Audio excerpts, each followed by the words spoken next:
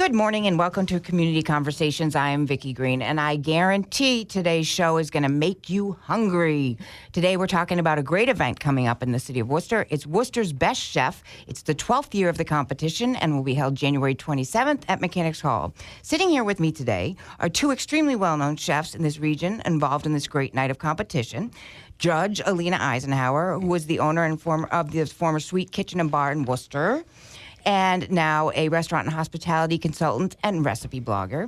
And also joining us today is Chris Ravesi, owner of Ravesi's Restaurant in Sturbridge, and first to hold the title of Worcester's Best Chef back in 2007. And we have the event's founder and producer, Dominic Mercurio, also publisher of Foodies of New England magazine. Good morning to you all. Good morning, Vicki. And thank you very much for coming in. Dominic, can you give me the details of this year's event? It's Worcester's Best Chef. There are 18 chefs participating in the competition and a panel of 7 well-known judges, including Alina. So can you give me more of the details on the categories and who's participating? Absolutely, Vicki. This is the 12th annual event. So it's we've been doing it a long time. We've gotten it right, and people really enjoy it. It's over at Mechanics Hall, which is, of course, historic Mechanics Hall. We've got 7 great judges. Of course, Alina's in studio with us today. And our chefs hail from far and wide. They come from as far east as Milford, which is right off of 495 South, and they come as far west as Sturbridge. So we've got some wonderful chefs coming in to compete at this event. It's more of a central Massachusetts event, not so much a Worcester event. And we started it years ago to kind of put the spotlight on Worcester as a dining destination. We had the restaurants, we had the chefs, but the issue was always, why don't enough people come to Worcester? Why are they always flocking to Providence? Why are they always flocking to the north end of Boston? And a lot of us are guilty of that. So we wanted to put a spotlight on it, and it's been working out pretty well. I would say so, given the amount of restaurants that have come. And all of a sudden, I say this all the time, this is my adopted city. I've been here over 20 years, and I think it was always that way. Yeah. But all of a sudden, I feel like the city and the chefs are finally getting their due, or the region, I should say, is finally getting their due. And you also, I saw there, you have a chef from Marlborough, a chef from Northborough, a chef from... what's the other one I'm thinking of? Indian. Yeah, Indian. We've got a nice restaurant out in Webster from Indian Ranch. It's actually called Samuel Slater's. They're going to be joining us as well. Chefs from Milford, Leicester, Hudson, Sturbridge, many in Worcester, of course. Westboro, Framingham, Indian Ranch in Webster, and of course, as you mentioned, Marlborough. And we've got 3 great schools, too, which is also very important to note, because a lot of these kids, and Alina and Chris can both talk about this, a lot of these culinary students that are hoping to be chefs one day are getting some real hip-to-hip education at Worcester's Best Chef with the pro chefs. So they're shadowing, and they're kind of hooking up alongside these chefs for the expertise that they need and the knowledge that they need to compete and also to serve the public. They're getting a baptism by fire education on January 27th. Every year they do. But they do this in a friendly competition with each other, the students. They have a dessert competition. So you've got 3 schools, Massachusetts, Central Massachusetts Collaborative from Worcester, and then we've got Bay Path in Charlton and Tantascwa in Sturbridge.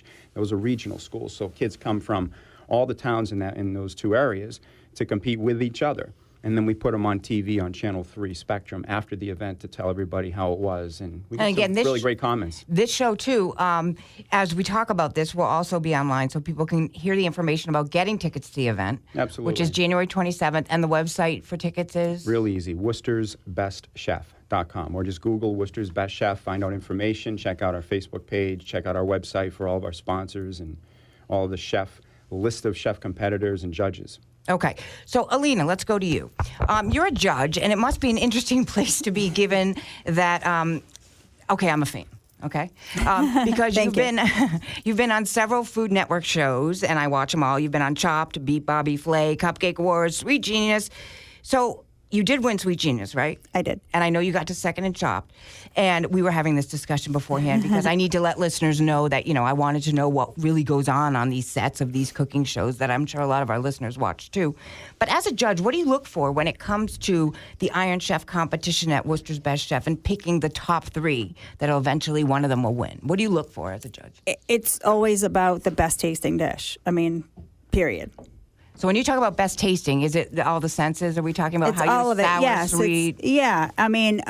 A lot of times you just know with the first bite, and it's not even dissecting it. When we're judging the first portion of it, and we taste 27 or 18 or how many people it is each year. I think the biggest year ever was like 26. It was crazy.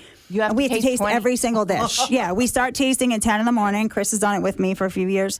And then we finish at about 3:30 in the afternoon. It's a lot of food and they're all very different. So that's all judged on different on creativity, on taste, on presentation, on components, and everything's given a number score. So that we're dissecting things a lot more. For Iron Chef, we're tasting 3 dishes. Obviously, we're judging them on what they look like, and overall composition. But really, it's which one do I want to eat again? Mm-hmm. For me, that's always the question I ask, and what ends up being the determining factors out of these 3 things. Which one do I want to finish the plate? I've just eaten all day, and which one do I want to eat another bite of? And that's usually the winning dish. All right. So, as a competitor on Food Network, as I said, you won one and made it pretty far on others. What did you learn from competing at that level?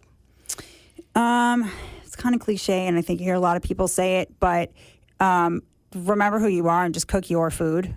Cook your food. Don't overthink it. I think as chefs that we're all people pleasers. Whether or not people think so, because they think there's a lot of ego and whatever, but that ego for chefs is really tied to our heart because it's our passion and it's what we love, and we want people to love what we love and what we put so much effort and time into. And I think sometimes that gets in people's heads with competition. They overthink it. And if you just cook what you would cook, if you were at home and you were given this group of ingredients, and what would you make that you would want to eat and season it well? It always comes down. You watch any of the shows, watch Top Chef, watch Chopped, which whatever. When the judges rip someone apart, it's always seasoning. It's always silly things. Salt, acid, fat, right? Yeah. You don't have those things. You don't have a balanced dish. Like, it's really just about keep it simple, stupid. It's about seasoning it well, cooking it well, not overthinking. Okay, I have to ask this question on behalf of my listeners that watch Food Network and myself. You don't have to mention a specific show, but everyone always wants to know how much is scripted and how much, is real cooking. So none that of when they're watching, they know. Is scripted. Nothing is scripted on any of the shows that I've done, and I've like you said, I've done 5. It's heavily edited, and some shows are edited more than others. So there's to shoot, for most of those shows, to shoot a 1-hour show, or some of them are half hour. A half-hour show is from 8 to 12 hours long. Wow. Yeah, it's a lot longer than people think. Because if you think now the actual cooking time, if you're given 20 minutes, 30 minutes, for an hour, whatever that time is, that's real. There is no playing around with that. They start the clock, you start, it's go, and when they say stop, you stop, and your hands go up. It is what it is.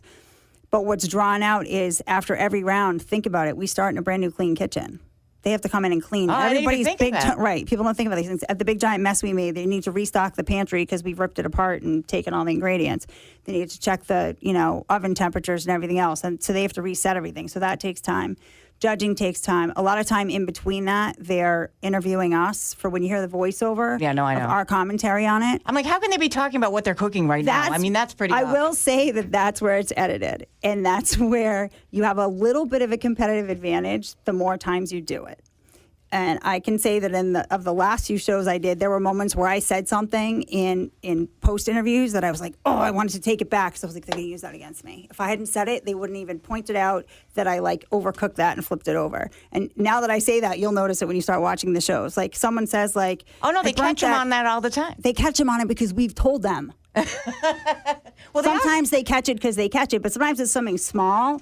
I just said, I hope they don't catch me for this and it's going to bite me in the ass. Well, they have me on tape saying that, so then when we get to the next part, there's editing that's involved. But it's a stressful environment. So this Worcester's Best Chef is probably stressful. It's just as stressful. Is it? I will say that for people competing, it doesn't matter whether you're competing on TV, maybe the first time if you've never done anything, the lights and whatever get in your way. But once you start cooking, you're just cooking, and that all goes away. You kind of forget about it anyway. You're just cooking. It's stressful because there's a time limit for anybody cooking, which is funny and is probably another piece of advice I like to give chefs is we're all remember that we're under a time limit every day in our restaurants. We're under a time limit of a customer sitting out there that if their food takes more than 15 minutes, they're pissed. Not a bunch of celebrity judges that are going to, rip us apart because their food took too long or because we ran out of time or whatever. Because that's what people want to see. For some reason, people let the clock get to them because they they're really aware of it. But it's kind of silly because we're all under a clock every day. Does that happen in the Worcester competition too? And Chris can talk to that too. Yeah. So just because it's a regional competition, you're all a community. Dominic's with this organization. But you want to win, and food's so personal, right? Mm-hmm. And so it's even in this area. I can imagine the bragging rights. We were talking about this earlier when you win. So before we get to Chris, last year I read that Robin Clark, who's a chef from Dead Horse Hill, made it to the top 3 with a dessert, while the other 2 competitors went savory. So, Chris, you've competed. Is there anything different is that a good idea in some cases to go another way? I'll say, then I guess as a pastry Chris can put his 2 cents in as a pastry chef. I'll say it was a super ballsy move on her part, and part of and it was really well done. And she's competing this year too. Yes, and her dessert was really well done.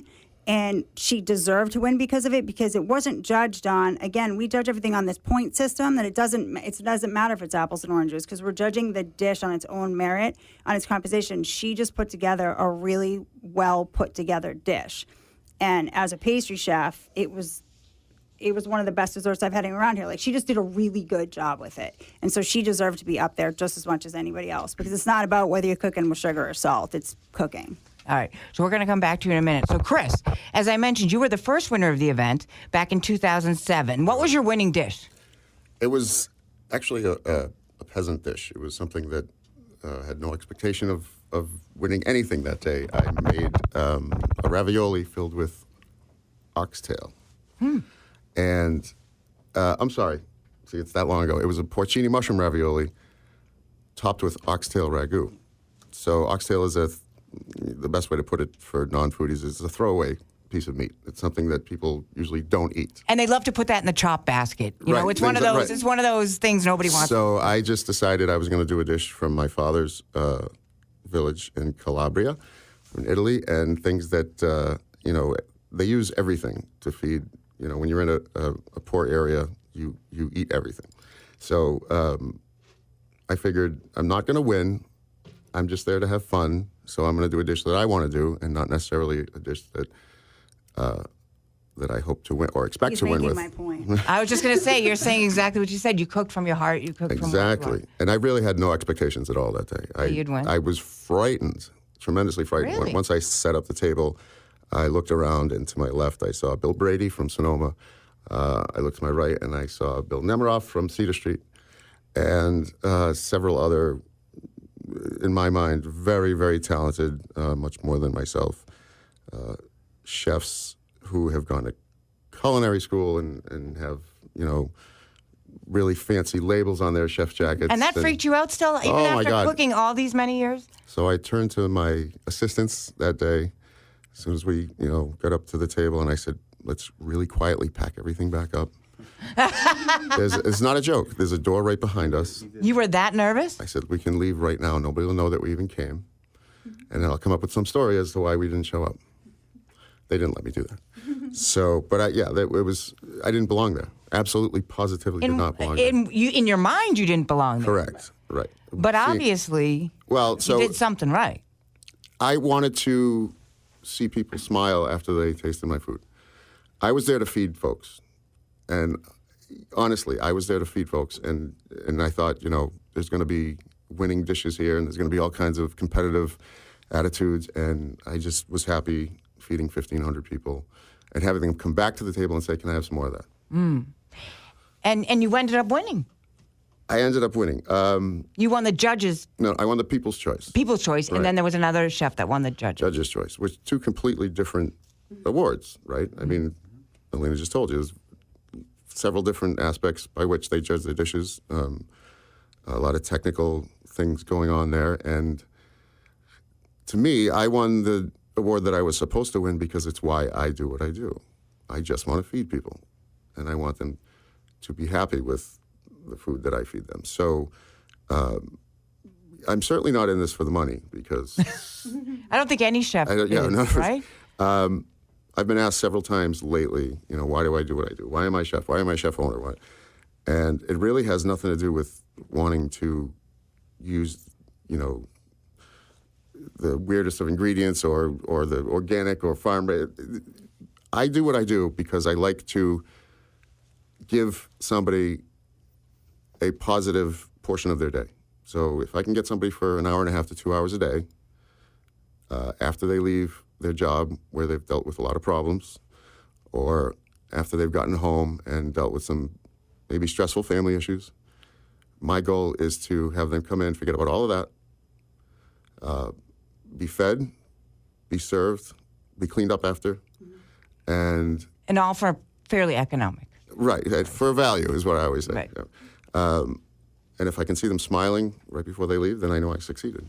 And I saw you quoted as saying it's all about taste.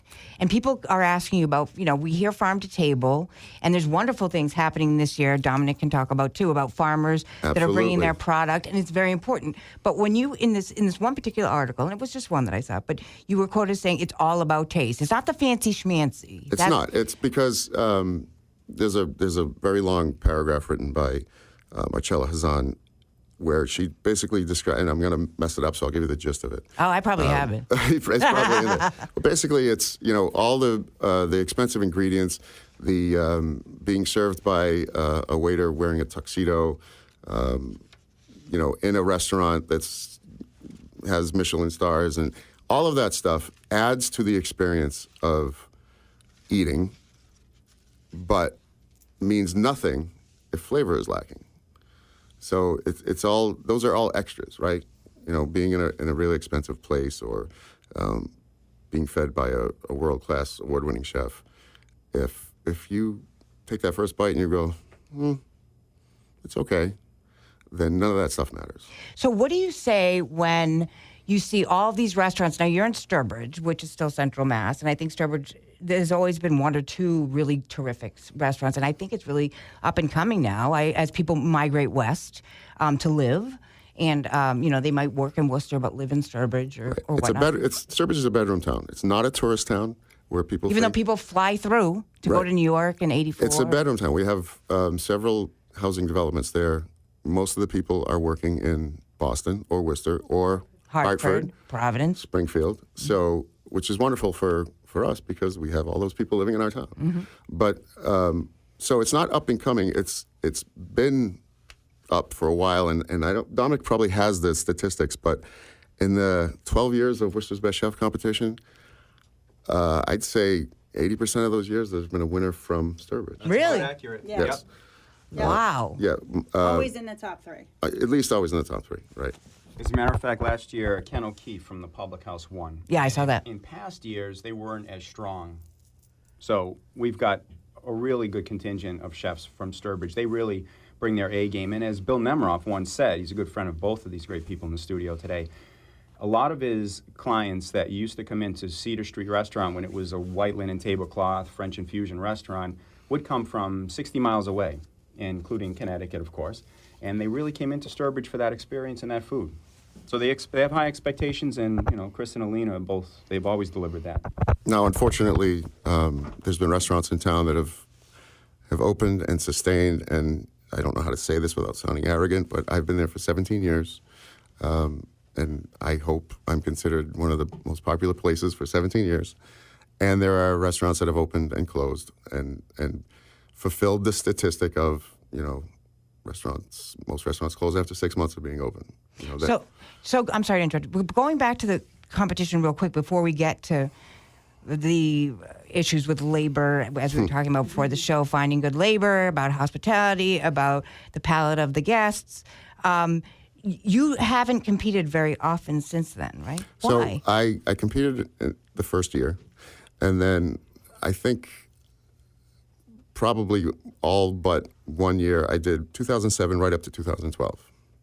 In 2012, I won the Judges' Choice Award, which put me on stage for the Iron Chef competition, which I won. And also WXLO does an award from you guys to us, and I won that one as well. So it was a tremendous night for me, and that's where I wanted to leave it. And you said earlier you wanted to leave going out on top, right? I mean, who wouldn't? You want to be remembered for a night like that. All right. So going back to Alina real quickly, we were talking about, there's a movie that's out, and I don't know People that are live in the Wachusett region, probably, or even Worcester. I've been there. Val's Restaurant in Holden. Her daughter has written and directed a movie called A Fine Line, and it focuses on her mother's devotion and passion and women in the industry or lack thereof. There's some amazing women in the movie, yeah. Yeah. And so I didn't see the movie, but I did see a quoted statistic that says in an article that only 6% of head chefs and restaurant owners in the United States are women. Does that sound accurate to you? And do you see that changing, at least in Central Mass? It does sound accurate. In Central Mass, it definitely has changed in Central Mass since I got here. I think when I came to Worcester... Which was 2000? 2008 was when I came to Worcester. I was in Sturbridge before that for 5 years. I was, I think, the only woman executive chef in Worcester at the time when I first came to Worcester. And then there was pretty soon after, there was a few others. Now there's a lot more. There's a lot more than there was. I think the percentage, I don't know. I mean, a lot of this then goes into the whole labor discussion that we were talking about. I think it is changing maybe a little bit for younger generations. I think the number will continue to go up a little bit, but the reasons now that there's less women in the industry, I think, are different from what they were 30 years ago when I first started working in restaurants.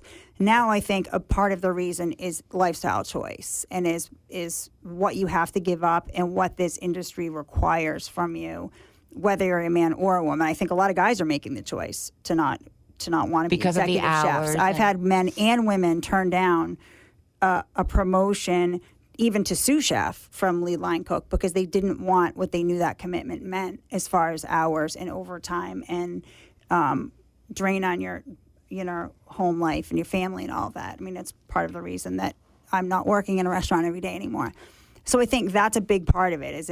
It's a very hard job. It's not that women can't do it and can't do it well, or that anyone thinks in this day and age that we can't. There's plenty of guys that will say that have women in their kitchens or are happy to have women in their kitchens. Again, it's not what it was 30 years ago, but it's just that it's a industry that really requires all of you. I don't know how else to put it. I mean, Chris can back that up. It really does. And when you were, I guess I'm jumping ahead, but to when people ask me nowadays about getting into the industry, I think they want to open a restaurant. First thing I tell them is go work for an independently owned small business restaurant first for at least a year before you decide that's what you want to do. 1. 2, if it isn't what you live, breathe, eat, sleep 24/7 isn't food, turn around and run in the other direction as fast as you can, because there's a lot better ways to make a living if it's not your passion. It is a very hard industry. And if you love it, you wouldn't do anything else. Like, food's your life, and you wouldn't know what else to do if it wasn't food. But if you don't really love it, it's a really hard industry. Think about it this way. Cooking is an art, right? Mm-hmm. It's ingredients. Food is our media for our art of cooking. And it's a business, should you want to get into it that way. So you have to be proficient at both of those.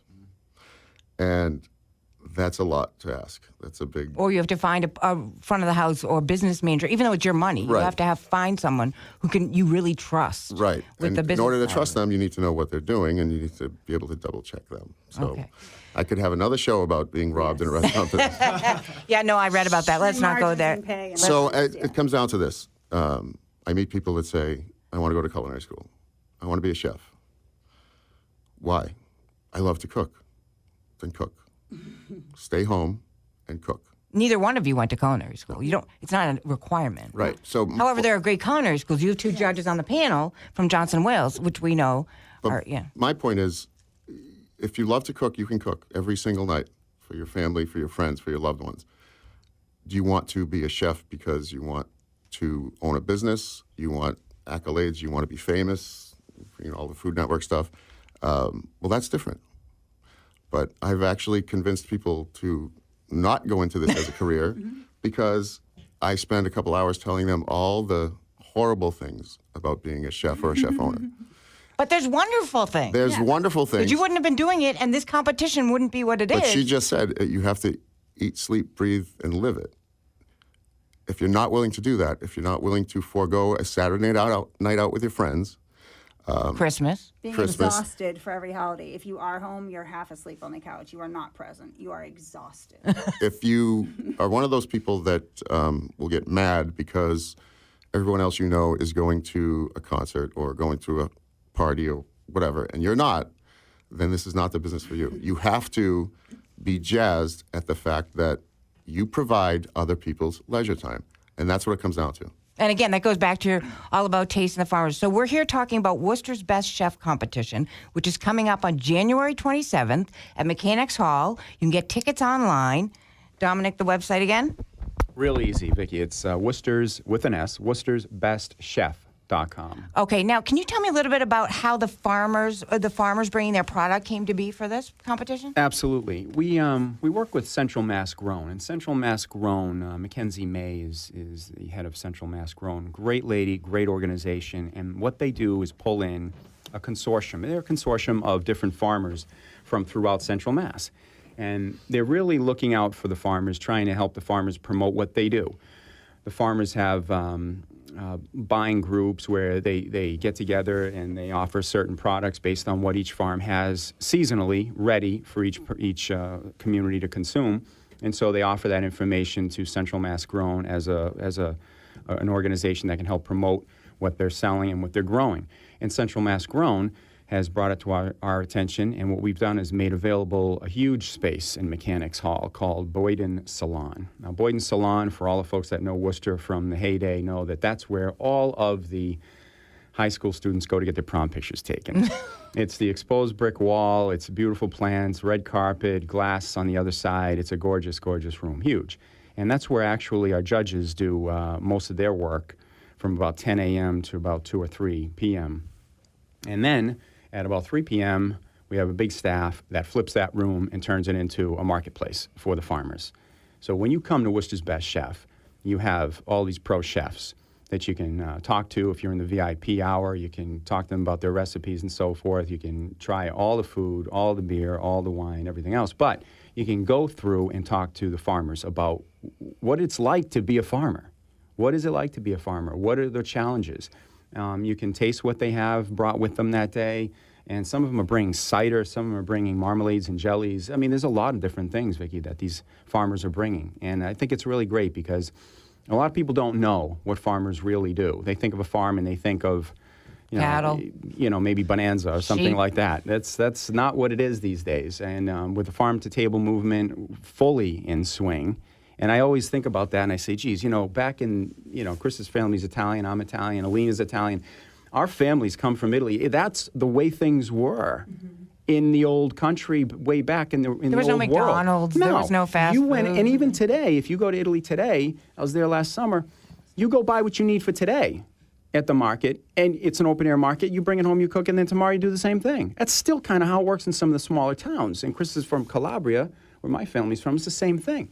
So you think about it and you say, geez, this is it's become kind of a kitschy, trendy, cool thing to do for a lot of young people. They think of farm to table as a cool trend. Sustainability. It's not a cool trend. It's a necessity. And Alina's you're doing an exhibit. You're going to do an exhibition with, is that the right word? With Central Mass Grown. Yeah, I'm doing a demo and actually doing a conjunction with them. So I've always been a big proponent of farm to table.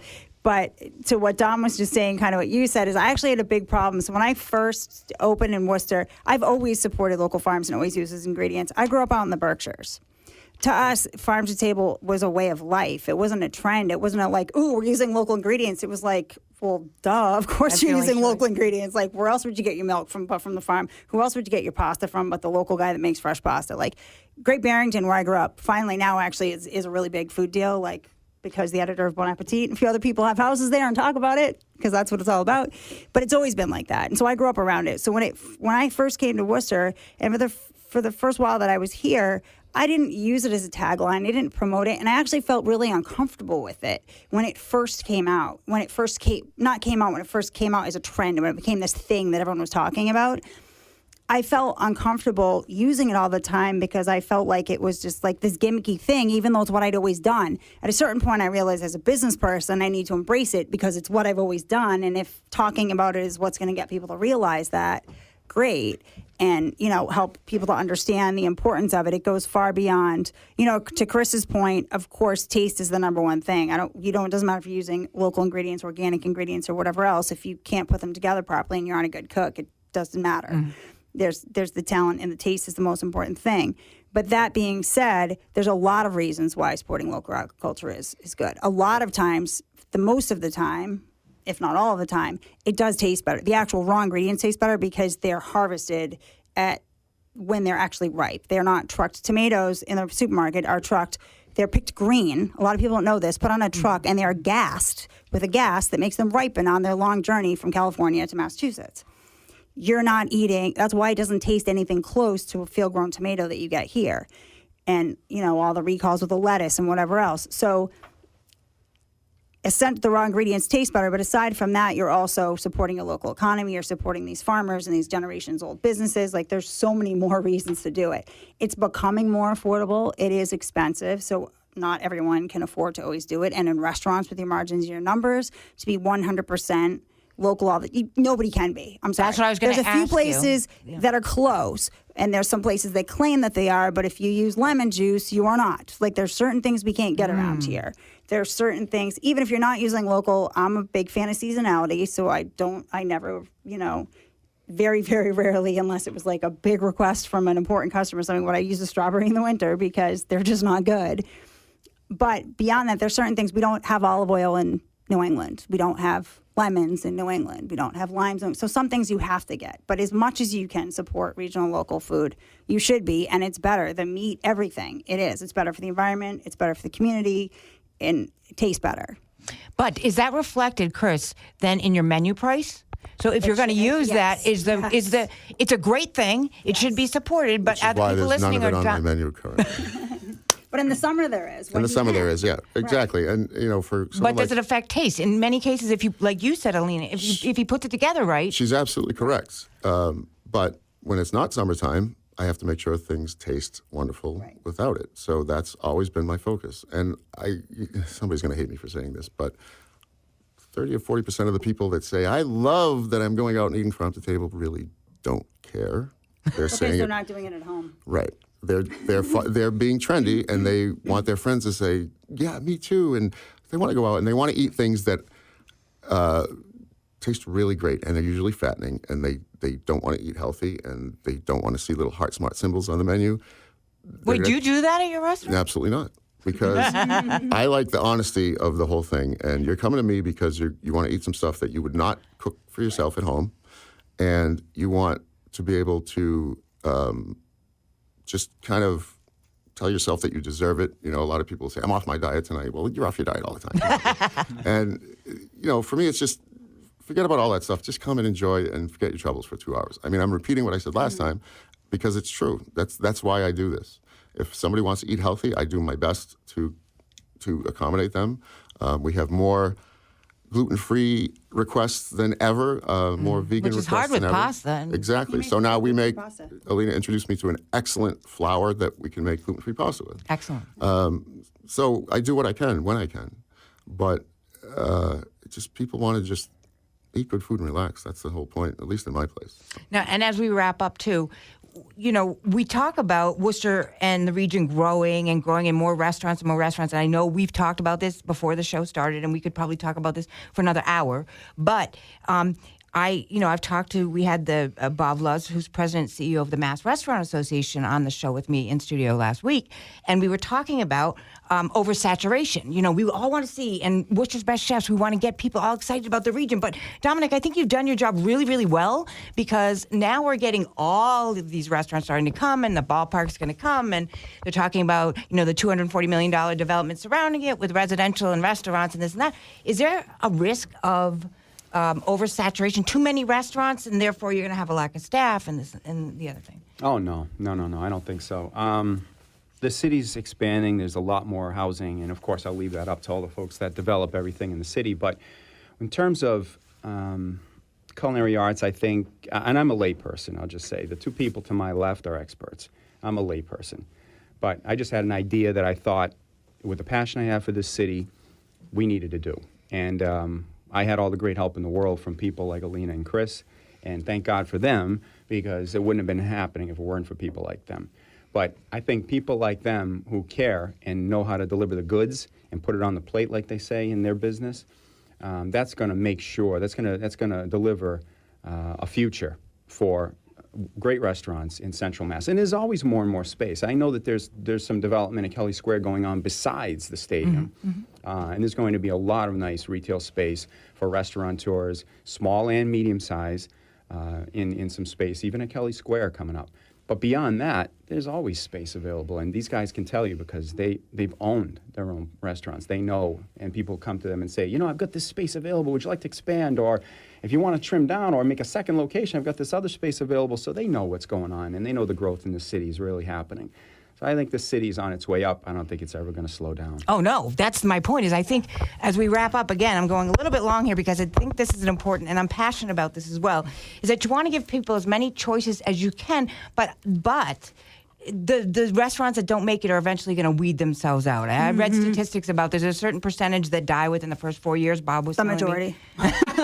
Okay, so if there's an oversaturation, you're saying that right now, and for people listening, there's a labor shortage. There's a good labor. There's Talent. a talent shortage. Oh, okay, There's a okay, huge good talent shortage. The restaurant industry requires a really strong work ethic at a pretty low entry pay level in order for restaurants to be able to provide food at the price we do, which traditionally was filled by high school kids. That's how I started working in the business. That's how Chris started working in the business. I was 13 years old. But the work ethic has changed, and not as many high school students get jobs nowadays. And so that makes it increasingly hard for restaurants to develop talent, and which is the best talent. I firmly believe, and I think Chris will probably agree, or when you get people in that are passionate and it's not just a job. You can hire people now that for whom it's just a job, but when you're trying to create really good food, that's not the talent pool we need. We need kids that want to learn, that love it, that want to work their way up. And didn't you find one at Worcester's Best I Chef did, competition? and I will tell you this: the reason I hired him, I love to tell this story, is he came up to me when I was a judge, the first year I was judging, and introduced himself. This shy kid, this greatest kid, Alejandro. He's from Worcester. He went to Worcester Tech. And he said, I really want to work in a restaurant. I'm a freshman. I've never had a job before. And if you have anything, even a job as a dishwasher, anything, I'll do anything. And as soon as he said that, I said, you just got yourself a job. I get goosebumps. I get emotional about it. Because there's not, he'll tell you, there's not kids like that anymore. And I was like, you just told me you would wash dishes just to work in a restaurant. Come work in my restaurant. And she's got tears, folks. Yeah, I do. He worked for me for 4 coming. years until he joined the Marines when he graduated high school. And that was all because he met you at the competition, which again speaks volumes to this event that's coming up. Chris, did you have one thing you wanted to finish with?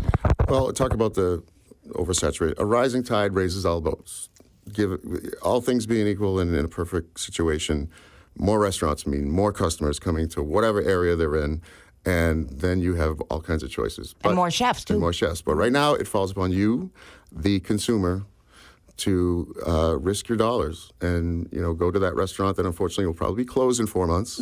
Not all. Not all, we but can't make and a I'm vote. not trying to be negative. It's just that yes, there are a lot of places opening, and it's a self editing system, right? So the places that Kind of go out by attrition. They just right. Well, and to that, I'll jump in and say real quick something that I said to you before, is that restaurants open and close, and you hear all the time people lamenting a place that closed, and I can't believe they closed, and I miss it. And then you say, how many times were we actually there in the last year?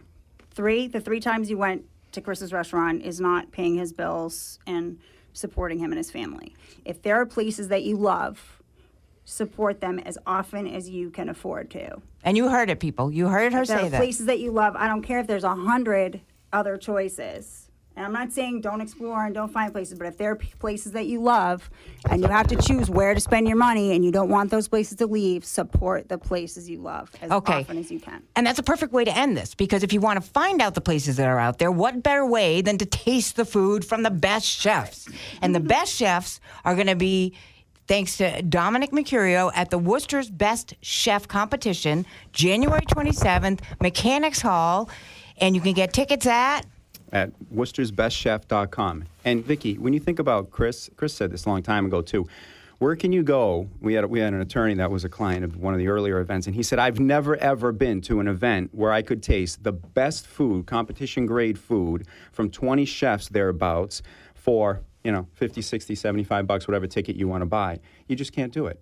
This case allows you to do it. So it's kind of it's a really nice value, and I'm in the wine business. When you do a tasting, you come to do a tasting for wines, you don't have to buy anything, but you know what you like, you know what you don't like. Same thing at Best Chef. You come, you find out what you love and what you don't love. All right. Well, thanks to all of you. I'm looking forward to the event, watching the restaurant scene grow. I hope I can see you guys on some national, some more TV, because that's how I get to see you more often. And I am going to have to visit you can come out to Revezzi's. Revezzi's. I was There you going to go. say, I haven't been there because when I lived in Sturbridge, you weren't there. But I will come out. And thank you, Alina Eisenhower, and Chris Revezzi, and Dominic Mercurio, and everybody. If you get the chance, head out, get your tickets. January 27th, Worcester's Best Chef. That's Community Conversations. I'm Vicki Green. Have a wonderful day. Have a wonderful day. Have a wonderful day. Have a wonderful day.